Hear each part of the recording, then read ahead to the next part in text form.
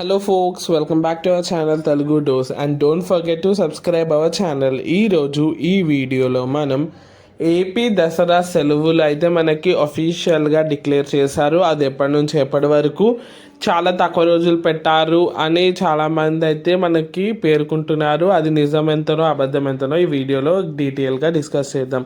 Without any further delay let's begin. Do subscribe our channel and do share this video. ఇక్కడ screen మీద చూస్తే మనకి October 7 నుంచి దసరా సెలవులు అని క్లియర్గా మనకి ప్రకటించారు. సో అక్టోబర్ 7 నుంచి మనకి 12 వరకు దసరా సెలవు ఉంటాయని పేర్కొన్నారు. సో ఎప్పటి నుంచి ఎప్పటి వరకు అంటే అక్టోబర్ 7 నుంచి 12 వరకు మనకైతే దసరా సెలవులు ఉంటుంది. అండ్ ఆల్రెడీ 13th అయితే మనకి సండే కాబట్టి 13 కూడా అనుకోవచ్చు, కానీ గవర్నమెంట్ నుంచి అయితే ఎట్లన్నా మనకి తెలిసిందే కాబట్టి 13th వరకు అని మనకైతే తెలుస్తుంది. 14th మళ్ళీ రీఓపెన్ మనకి స్కూల్స్ అండ్ కాలేజెస్.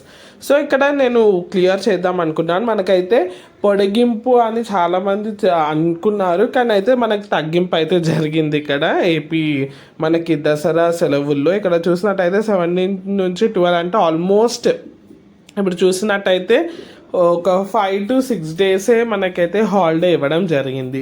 అదే తెలంగాణ స్టేట్లో మనకి అక్టోబర్ 2 నుంచి 14th వరకు హాలిడే ఇవ్వడం జరిగింది.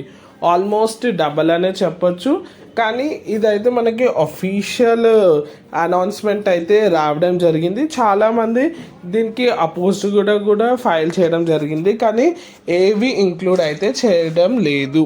సో మనకి ఫైనల్గా ఇదే అప్డేట్. సో ఎవరైతే ఉన్నారో వాళ్ళకైతే ఇదే update. Thanks for watching and don't forget to subscribe, like, share,